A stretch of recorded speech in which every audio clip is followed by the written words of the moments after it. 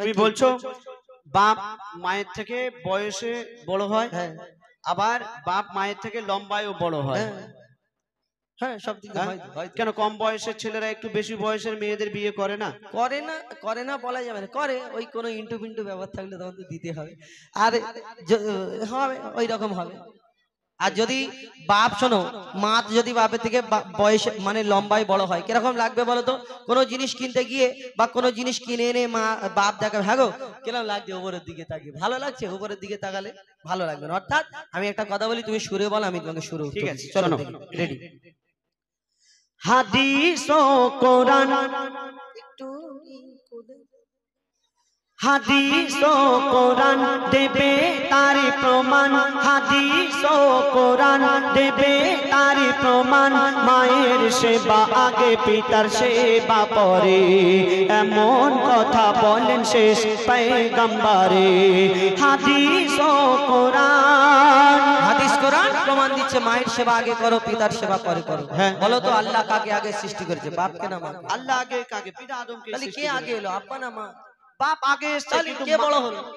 বাপ বয়সে বড়, কিন্তু মা সম্মানে বড়। না, তুমি এমনি মানবে না। শোনো, তোমারে বাবা হলো জিন্দা কাবা, তোমারে বাবা হলো জিন্দা কাবা।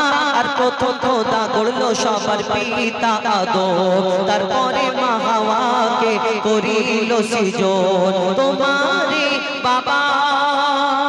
আচ্ছা হুজাইফা, তুমি যে বললে পিতা আদমকে আল্লাহ পাক সর্বপ্রথম সৃষ্টি করেছে, তাই বাপের সম্মান বেশি বা বাপ বড়, হ্যাঁ? কিন্তু একটা কথা বলো তো, মা জননী 10 মাস 10 দিন গর্ভে ধরে আমাদের কত কষ্ট করে জন্ম দেয়, হ্যাঁ? এই কষ্টটা যদি আল্লাহ পাক মাকে না দিয়ে আব্বাকে দিত, কেমন হতো বলো? মাকে না দিয়ে মার কাজ মা পারবে, বাপের কাজ বাপ পারবে। তোমার মায়েদের বলো না ওই 4 ঘাটে গিয়ে ভ্যান চালাতে পারবে? আর তোমার মায়েদের বলো গাছে ওঠে ডাব পাড়ো, পারবে? পারবে না। তোমার মায়েদের বলো, আমি বলি দাদা একটু বেশটা বেরিয়ে দাও, বাড়িয়ে দেবে। একটা মায়েদের বলো না, মায়েরা একটু বেশটা বাড়াও তো, এসে এমন বেশ বাড়াবে অনুষ্ঠানের পুরো বেশ শেষ হয়ে যাবে। অর্থাৎ বাপের কাজ বাপ পারবে, মার কাজ মা পারবে। তুমি বলো। বাপের কাজ বাপ পারবে, মায়ের কাজ মা পারবে। কিন্তু আমি বলছি শুনে রাখো হুজাইফা, বাপের কাজ মা পারবে, কিন্তু মায়ের কাজ বাপ পারবে না। কেন? এখন যদি আমার মায়েদের বলি মা গো একটু ইকো বাড়াও, বেস বাড়াও, ওনারা জানে না তাই পারবে না। কিন্তু আমার মায়েদের যদি প্র্যাকটিস করানো যায়, তাহলে 1 মাস না হয় 2 মাস 3 মাস পরে ঠিক কোনটা বেস, কোনটা ট্রিবল, কোনটা কি ইকো আছে সব বাড়াতে পারে। কিন্তু দাদাকে যদি বলি দাদা তুমি একটা সন্তান জন্ম দাও, উল্টো পাল্টা কথা বললে হবে। তুমি সুরে বলো। সুরেই বলবো, শোনো। বলো। কত যাতনা সহিল, কত যাতনা সহিল গর্ভে তোমার ধরে, রক্ত মাংস খেয়ে বাঁচলি মায়ের উদরে। স্নেহময় মাঝে আমার মমতার চাদর, কত আঘাত সয়েছে মা করেছে তোর আদর। মায়ের সেবা না করিলে দোয়া হবে না কবুল, মায়ের সেবা না করিলে দোয়া হবে না কবুল। মাকে ভালোবাসলে খুশি হবে আল্লাহ রাসূল। হুজাইফা তুমি বলো আর জ্ঞানের আঁখি খোলো, হুজাইফা তুমি বলো আর জ্ঞানের আঁখি খোলো। আমি আবুল কালাম মায়ের গোলাম, মা আমার জান্নাতের সমান। আমার মায়ের দোয়া থাকলে সাথে ছোবে না জাহান্নাম। মায়ের দোয়া সাথে থাকলে জাহান্নাম ছোবে না। মা খাইয়েছে, মা পরিয়েছে, মা 10 মাস 10 দিন গর্ভে ধরেছে, মা রক্ত মাংস খাইয়ে মানুষ করেছে।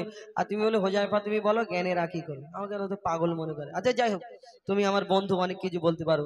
মা খাইয়েছে, মা পরিয়েছে, মা 10 মাস 10 দিন গর্ভে ধরেছে, মা লালন পালন করেছে, মা রক্ত মাংস খাইয়ে মানুষ করেছে, মা দুধ পান করিয়েছে, মা পেশাব পায়খানা পরিষ্কার করেছে, মা সবকিছু করেছে। তোমার মা যে খাইয়ে পরিয়ে এত বড় করে তুললো, তো তোমার বাপ যদি বাজার হাট না করে দিত, তোমার মা কি পানি খাইয়ে মানুষ করেছে? কেন বাপ যদি বাজার না করে দেয় খাওয়া হবে না? কি করে খাওয়া হবে? তুমি এই 4 ঘাটে যাও, মুসলান্দাপুরে যাও, অশোকনগরে যাও, কত হোটেল রয়েছে, হোটেল থেকে কিনে এনে খাবে। হোটেলে গিয়ে বলবে আমার মা পেটিয়েছে গো, দাও দিয়ে দেবে। কেন আমার মায়েদের কাছে টাকা নেই, ফ্রি খেতে যাবো? তো মায়েরা চুরি করবে তাহলে বাপেদের কাছে? চুরি করতে যাবে কেন? এখন আমার মায়েরা 500 টাকা করে পাচ্ছে লক্ষ্মীর ভান্ডারে।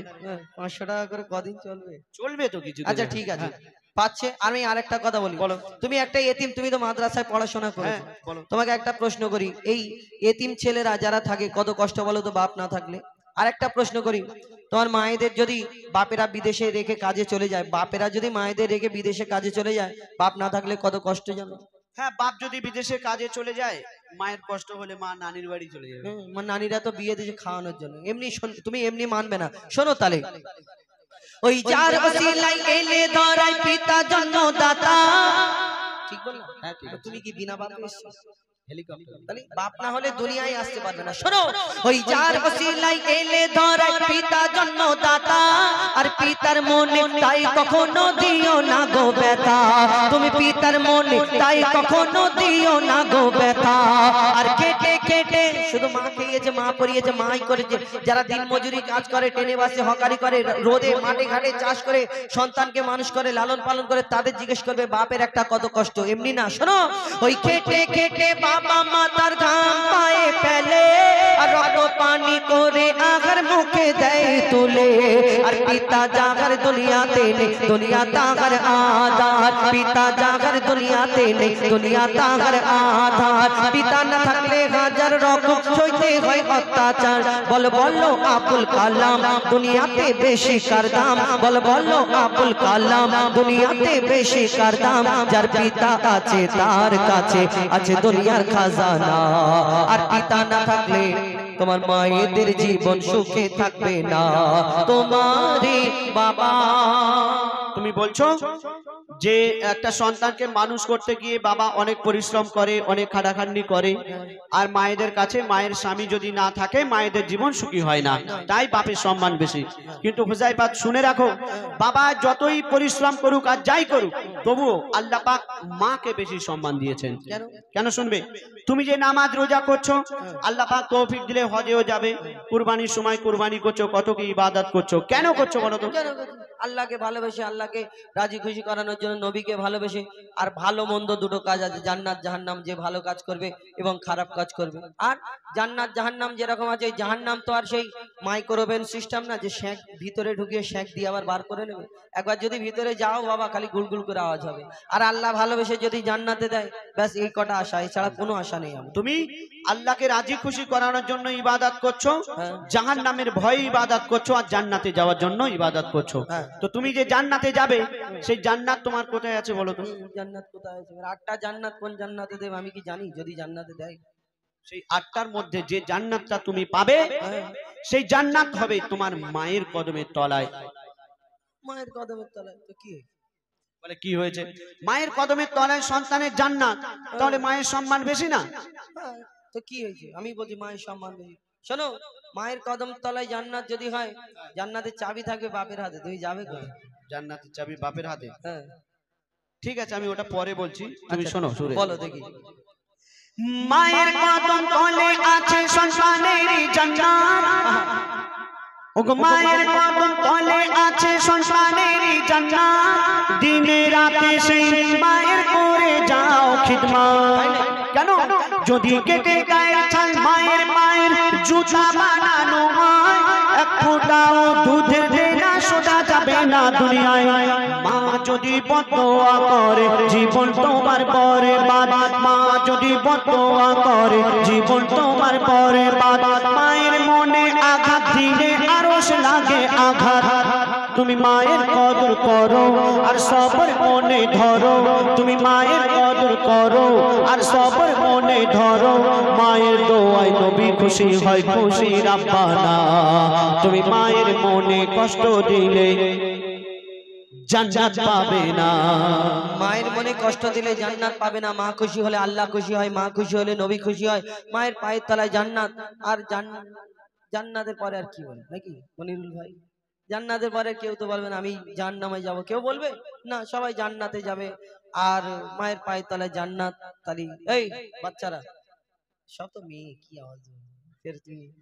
ও তোরা যে কটা ছেলে আছে আমার দিকে বলে না রে তাকবীর, দেখেছো আমি জিতে যাবো, দেখেছো জিতে যাবো তো আমি বলি তাহলে ওকে, ঠিক আছে শোনো। ওই পিতা আদমের পাঁচর হতে মা হাওয়াকে বানায়, তুমি বললে মায়ের পায়ের তলায় জান্নাত, ওই কারণে মায়ের সম্মান বেশি। বলো। কবি লিখছে দেখো, ওই পিতা আদমের পাঁজর হতে মা হাওয়াকে বানায়, ওই পিতা আদমের পাঁজর হতে মা হাওয়াকে বানায়, সেই হাওয়ার জান্নাত রাখিল আল্লাহ আদমের পাগের তলায়। মন দিয়ে শোনো, সেই পিতা সেই হাওয়ার জান্নাত রাখিল আল্লাহ আদম, সেই হাওয়ার জান্নাত রাখিল আল্লাহ আদমের পাগের তলায়। আরে ও কালাম ভাই বলো। ওগো ও কালাম ভাই, পিতাকে তুমি করো না অবহেলা। আরে ও কালাম ভাই, পিতাকে তুমি করো না অবহেলা। আর তোমার মায়ের জান্নাত তোমার বাপের পাগের তলা। আমার মায়ের জান্নাত আমার বাপের পায়ের তলা। আর শুনবে, বলো। আরে ও কালাম ভাই, পিতাকে তুমি করো না অবহেলা। আর তোমার মায়ের জান্নাত তোমার বাপের পাগের তলা। আর বাপের কি মর্যাদা তুমি বুঝবে কেমন করে, বাপের কি মর্যাদা তুমি বুঝবে কেমন করে। বাপ কি জিনিস জিজ্ঞেস করো এতিম ছেলেকে ধরে। যারা আজকে পিতা হারা তারা দুনিয়ায় বেসাহারা, যারা আজকে পিতা হারা তারা দুনিয়ায় বেসাহারা। তাই পিতার মনে তুমি কোনোদিন দুঃখ দিও না। আর শোনো, মোর নবী মোহাম্মদ বিশ্ব পিতা ভেবে দেখো না তোমারে বাবা। তুমি বলছো যে আমার মায়ের জান্নাত আমার বাপের পায়ের তলা, হ্যাঁ? আর আমার বাপের জান্নাত কোথায় হবে তাহলে? বাপের জান্নাত কোথায় মানে ওনার মা মানে দাদি। দাদি। হ্যাঁ, তো দাদিটা কি ছেলে না মেয়ে? দাদি তো মেয়ে, তো কি হয়েছে? তাহলে সেই তো মায়ের সম্মান বেশি হয়ে যাচ্ছে। দাদিটা যদি মেয়ে হয়, আর বিনা দাদাতে কি দাদি হয়ে গেল? দাদার সঙ্গে যদি দাদির বিয়ে না হতো, দাদা হতো, এই দাদি হতো কোথা থেকে? হ্যাঁ, সেই দাদা সেই দাদা। এবার তুমি যদি ওইরাম বলতে প্রশ্ন করো, তাহলে আজকের এই কি বলে এই ভাঙা পড়া না ভাড়া ভাড়া ডাঙায় সারা রাত তো দূরের কথা, আমাদের সারা জীবন পার হয়ে যাবে তার বাপ তার মা করতে করতে। কেন? মা হাওয়া পিতা আদম থেকে শুরু, তার বাপ তার মা, তার বাপ তার মা, তার বাপ তার মা, তার বাপ তার মা, তার বাপ তার মা করে সেই সাথে মা হাওয়া, তারপরে মা হওয়া, মা হওয়ার পর কি পিতা আদম। তারপরে কি বলো, তারপরে কি আছে বলো? তোমার হাঁড়িতে কপ্পুর শেষ, বলো। শোনো, আমি যদি এই কর্পূর বের করি এই ভাড়া ডাঙায় একটাও মাছি ঢুকবে না। শোনো, আমি যদি বাপেদের বের করি না, জীবনে ভাড়া ডাঙায় কোনো ভাড়া থাকবে না, সব কেটে যাবে। আমি একটা কথা বলবো, চলো শেষ করো। ঠিক আছে, কেন লাভ নেই, কালকে জলসা আছে। কাল জলসা আছে, আর আমাদের বহুত দূর যেতে হবে। ও হুজাইফা আমার মনে হয়, ও হুজাইফা আমার মনে হয় এই ঝগড়ার শেষ হবে না। বাপ মা ছাড়া কোনো সন্তান দুনিয়াতে আসে না। লাইনে এসো, আব্বা মা দুজনকে লাগে, শুধু মামা করলে হবে না। কবি লিখছে দেখুন, আরে ও কালাম ভাই এবার তুমি সোজা রাস্তায় এসো। আরে ও কালাম ভাই এবার তুমি সোজা রাস্তায় এসো। আর ঝগড়া করতে পারবে না, তাই শেষের দিকে এসো। পিতা মাতা সেবা করো ও গো মুসলমান, পিতা মাতা সেবা করো ও গো মুসলমান, পিতা মাতা সেবা করো ও জায়ফা ও কালাম। বলে এমে খান্নান কদর করো দুজন নারী সমান। হাদিস ও কোরআন তোমারে বাবা দেবে তার প্রমাণ। জিন্দা কাবা, মায়ের সেবা আগে পিতার সেবা পরে। আর প্রথম খোদা গড়লো সবার পিতা আদম। এমন কথা বলেন শেষ পয়গম্বরে। তারপরে মা হাওয়াকে করিল সিজদা। হাদিস ও কোরআন বাবা। এবার যাই হোক, এই গজলের উদ্দেশ্য অনেক